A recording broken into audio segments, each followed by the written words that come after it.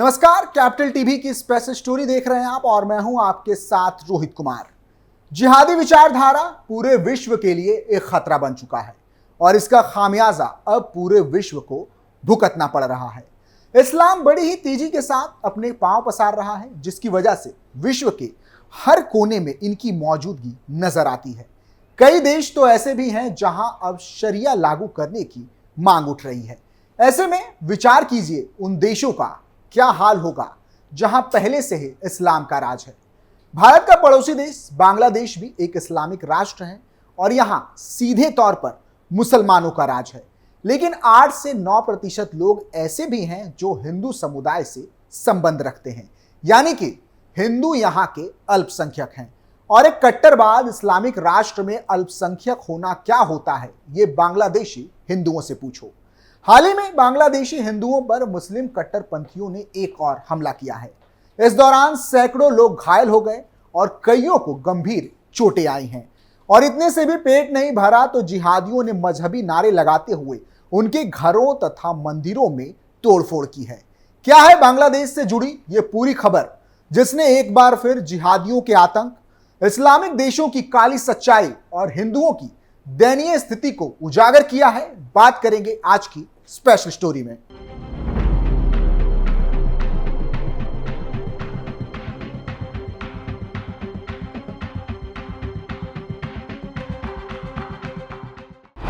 हिंदुओं पर जिहादियों का हमला, मंदिर में की तोड़फोड़, जमकर बरसाए पत्थर, सनातनियों ने लगाई मदद की गुहार। पूरी वारदात बांग्लादेश की राजधानी ढाका से जुड़ी है, जहां बांग्लादेश में हिंदू अल्पसंख्यकों पर अत्याचार लगातार जारी है।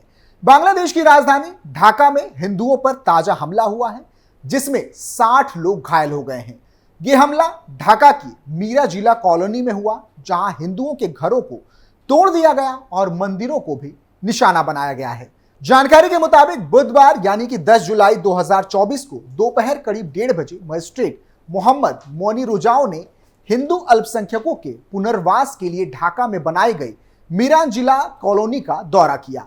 इस कदम का स्थानीय पार्षद मोहम्मद अव्वाल हुसैन और उसके समर्थकों ने विरोध किया और हिंदुओं पर हमला बोल दिया। जमकर पत्थरबाजी हुई और घरों में इस्लामिक कट्टरपंथियों ने हमले कर उन्हें तहस नहस कर दिया। इस दौरान मंदिरों को भी निशाना बनाया गया। इस्लामिक कट्टरपंथियों के हमले में कम से कम 60 हिंदू घायल हो गए और कई बुरी तरह से चोटिल हो गए हैं, जिन्हें ढाका मेडिकल कॉलेज और आसपास के अस्पताल में भर्ती करवाया गया है। जानकारी के मुताबिक ढाका साउथ सिटी कॉरपोरेशन मीरा जिला कॉलोनी इलाके की देखरेख करता है। यहां एक माह पहले स्थानीय लोगों को बाहर निकालने का फैसला लिया गया था और कई घरों को तोड़ा गया था, लेकिन देश में इसका विरोध और प्रदर्शनों को देखते हुए प्रशासन ने घरों को खाली कराने का अभियान बंद कर दिया था। इस दौरान सिटी कॉरपोरेशन ने उन लोगों की मदद का फैसला किया जिनके घरों को तोड़ा गया था और उन्हें मीरान जिला कॉलोनी से निकाला गया था। इन लोगों में अधिकांश हिंदू थे।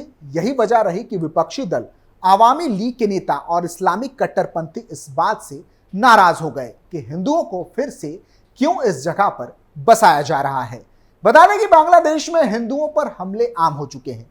इस साल की शुरुआत में 7 जनवरी को बांग्लादेश के चुनाव के बाद बहुत सारे हिंदुओं को अपने घर छोड़ने पड़े। उनके घरों को आग के हवाले कर दिया गया था और घरों को लूट लिया गया।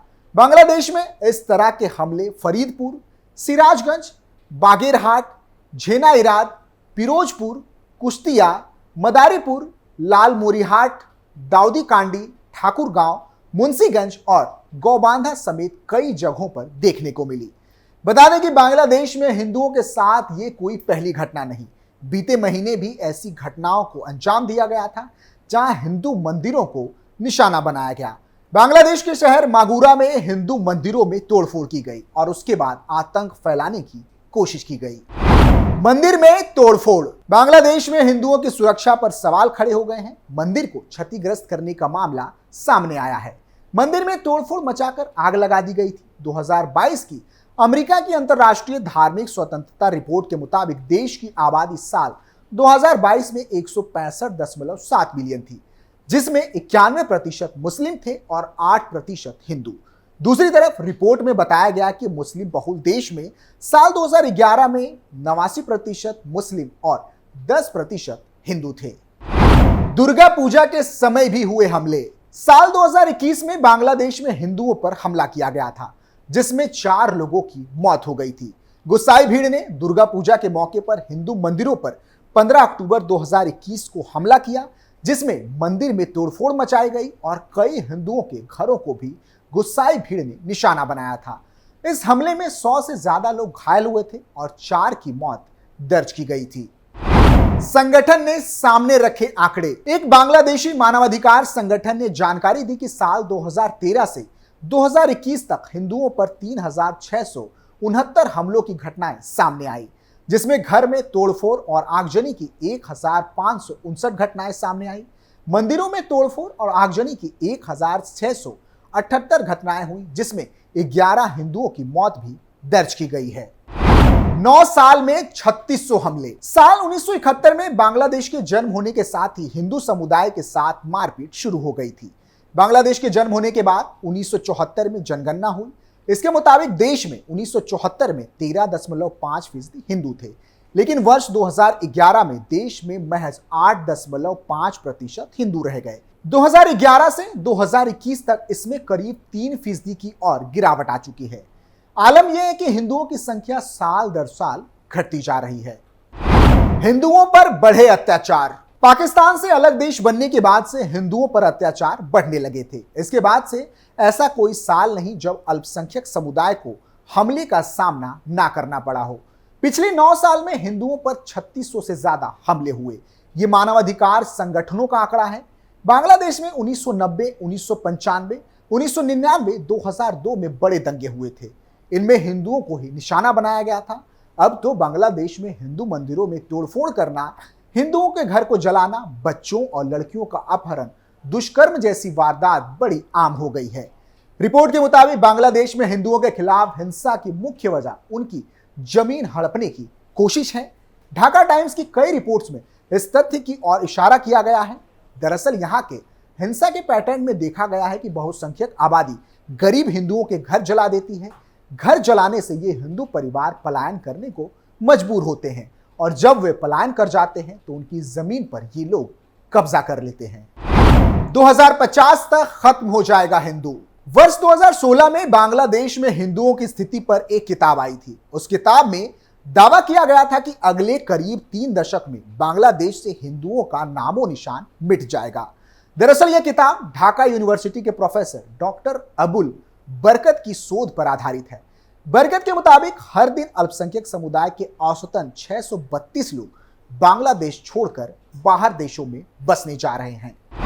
कट्टरपंथी संगठनों का बढ़ा प्रभाव। बांग्लादेश में कट्टरपंथी संगठनों का प्रभाव काफी ज्यादा बढ़ गया है। कट्टरपंथी संगठन अक्सर अल्पसंख्यक हिंदू समुदाय को निशाना बनाते हैं। देश भर में कट्टरपंथी सोच वाले लोगों की संख्या में भी वृद्धि हुई है। हिंदू समुदाय के खिलाफ वे जल्द ही लामबंद हो जाते हैं। 1971 में सबसे ज्यादा हुआ जुर्म। बांग्लादेश के इतिहास में हिंदुओं पर सबसे ज्यादा जुर्म 1971 के बांग्लादेश मुक्ति संग्राम के दौरान हुआ। इस दौरान पाकिस्तानी सेना ने हिंदुओं के गांव का सफाया कर दिया। एक रिपोर्ट के मुताबिक इस दौरान 30 लाख से अधिक हिंदुओं का नरसंहार किया गया था। बांग्लादेश में कट्टर संगठनों का प्रभाव। बांग्लादेश में बढ़ता कट्टरपंथ और अल्पसंख्यक हिंदुओं के खिलाफ हिंसा की वारदातें कोई नई नहीं, लेकिन इस बार चिंता की बात यह है कि हिंसा की ये घटनाएं अब तक एक सीमित इलाकों में होती आई थी, लेकिन पहली बार बांग्लादेश के काफी बड़े इलाकों में एक साथ धार्मिक हिंसा भड़की है। पिछले 1 दशक से इस ट्रेंड में तेजी आई। जमाते इस्लामी, हिफाजते इस्लाम जैसे कट्टर संगठनों का प्रभाव पिछले कुछ सालों में बांग्लादेश में तेजी से बढ़ा है और सेकुलर छवि वाले कई फैसलों और पहचानों के खिलाफ ये संगठन दबाव की रणनीति के तहत सरकार से कई फैसले बदलवाने में भी सफल रहे हैं। बांग्लादेश के अलग अलग इलाकों में इनका प्रभाव बढ़ रहा है तो अल्पसंख्यकों के लिए खतरा भी बढ़ता जा रहा है। चुनावों से है कनेक्शन। बांग्लादेश में हिंदुओं की आबादी करीब 8.5% है। शेख हसीना की पार्टी आवामी लीग भारत के करीब मानी जाती है। हिंदू समुदाय का वोट भी परंपरागत रूप से आवामी लीग के लिए पक्का माना जाता है। ऐसे में विपक्षी बांग्लादेश नेशनलिस्ट पार्टी बीएनपी और उसके सहयोगी जमाते इस्लामी जैसे संगठनों की कट्टर नीतियां अल्पसंख्यक समुदाय के लिए प्रतिकूल मानी जाती हैं। कुल मिलाकर यही सारे कारण हैं जिसने बांग्लादेश में हिंदुओं की हालत दयनीय कर दी है और उन पर अत्याचार बढ़ता जा रहा है। फिलहाल के लिए इतना ही। आप देखते रहिए कैपिटल टीवी उत्तर प्रदेश। नमस्कार।